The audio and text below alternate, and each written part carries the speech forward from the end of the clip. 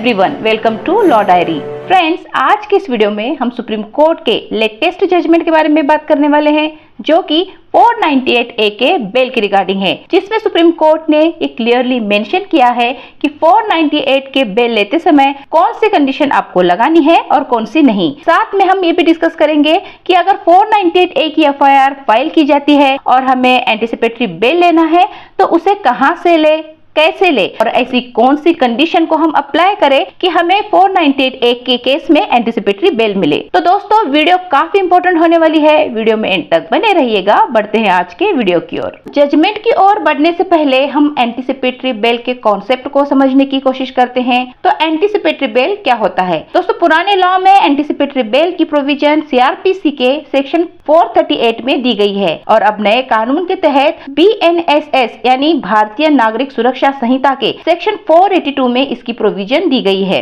अगर आपकी FIR किसी कॉग्निजेबल ऑफेंस में दर्ज कराई गई है और आपको लगता है कि आपकी गिरफ्तारी हो सकती है, आपको अरेस्ट किया जा सकता है, तो ऐसी स्थिति में आप सेशन कोर्ट को अप्रोच करके एंटीसिपेटरी बेल की, जिसे हम अग्रिम जमानत कहते हैं, उसके एप्लीकेशन आप लगा सकते हैं। कोर्ट इसमें ये देखेगी कि आपने सच में कोई कॉग्निजेबल ऑफेंस किया भी है या नहीं, और जब भी आपको कोर्ट में प्रेजेंट रहने को कहा जाएगा तो आपको प्रेजेंट रहना होगा। अगर कोर्ट इन बातों से सहमत होती है तो आपको एंटीसिपेटरी बेल ग्रांट कर दी जाएगा। इसके लिए आपको अपने शहर के सेशन कोर्ट को अप्रोच करना होता है। अगर वहां से किसी वजह से एप्लीकेशन रिजेक्ट होती है तो आपको हाई कोर्ट को अप्रोच करना होता है, और वहां से भी अगर बात नहीं बनती है तो फिर सुप्रीम कोर्ट को अप्रोच करना होता है, क्योंकि दोस्तों मैजिस्ट्रेट के पास इसका जुरिस्डिक्शन नहीं होता है। तो इस एप्लीकेशन को लगाने के लिए रिक्वायर्ड डॉक्यूमेंट्स कौन कौन से हैं, अब ये हम देखते हैं कि क्या डॉक्यूमेंट्स आपको रिक्वायर्ड होंगे। तो सबसे पहले इसके लिए आपके पास FIR की कॉपी होना बेहद जरूरी है। इस FIR की कॉपी के साथ साथ आपके पास अगर कोई रिलेवेंट डॉक्यूमेंट है इस केस के बारे में,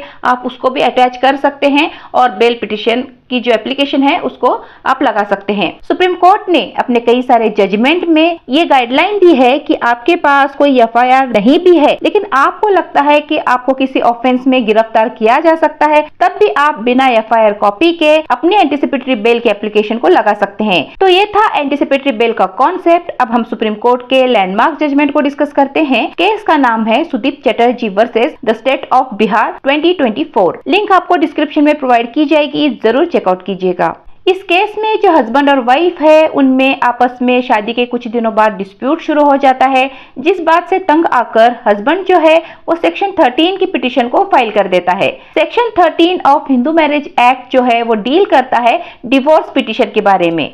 जब हस्बैंड ये पिटीशन फाइल कर देता है तो वाइफ 498A की FIR को दर्ज कर देती है। 498A में ये स्पष्ट कहा गया है कि अगर कोई हस्बैंड या उसकी फैमिली वाइफ के साथ किसी भी तरह की क्रुएल्टी करते हैं, उससे दहेज की मांग करते हैं, तो 498A के तहत FIR दर्ज की जाएगी। तो इस केस में भी वाइफ ने यही किया। जैसे ही 498 की FIR दर्ज होती है तो हस्बैंड जो है वो एंटीसिपेटरी बेल लेने की सोचता है और सेशन कोर्ट को अप्रोच करता है।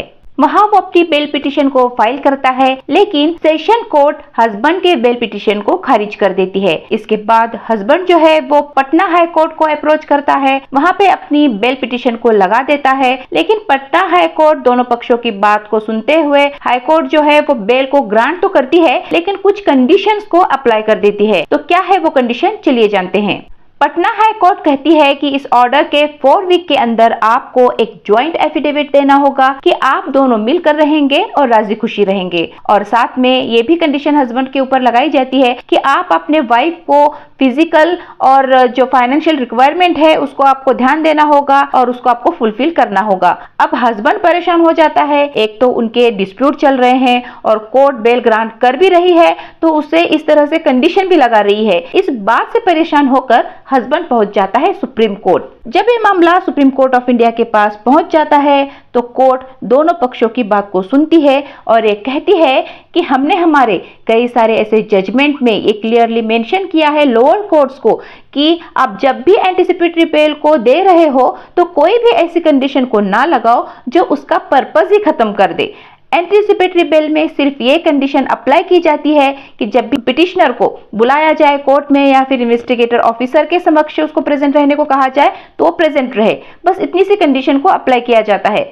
अगर आपको बेल नहीं देनी है तो आप उसे डिसमिस कर सकते हैं, लेकिन इस तरह के इनरिलेवेंट कंडीशंस को आप अप्लाई नहीं कर सकते। सुप्रीम कोर्ट ऑफ इंडिया ने अपने प्रीवियस जजमेंट का भी इसमें रेफरेंस दिया।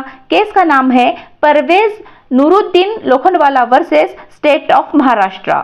साथ में कोर्ट ने यह भी कहा कि रही बात इस कपल की, तो किसी भी कपल को साथ में रहने के लिए किसी की भी डायरेक्शन की जरूरत नहीं होती है। उन्हें अगर साथ में रहना ही है तो वह लव एंड अफेक्शन के जरिए साथ में रह सकते हैं। आप इस कंडीशन के थ्रू या फिर इस ऑर्डर के थ्रू उनको फोर्स नहीं कर सकते हैं साथ में रहने के लिए। फाइनली सुप्रीम कोर्ट इस बेल एप्लीकेशन को ग्रांट करती है और उस कंडीशन को जहाँ पे ये कहा गया था कि आपने अपने वाइफ का फाइनेंशियल और फिजिकल रिक्वायरमेंट को फुलफिल करना होगा, उसे डिसमिस करती है और सेट असाइड कर देती है और बेल को ग्रांट कर देती है। तो दोस्तों, अगर आपने भी आपकी बेल पिटीशन फाइल कर दी है और कोर्ट ने ऐसे कुछ कंडीशंस को ऑर्डर किया है, अप्लाई किया है, तो आप उसको हायर कोर्ट में चैलेंज कर सकते हैं।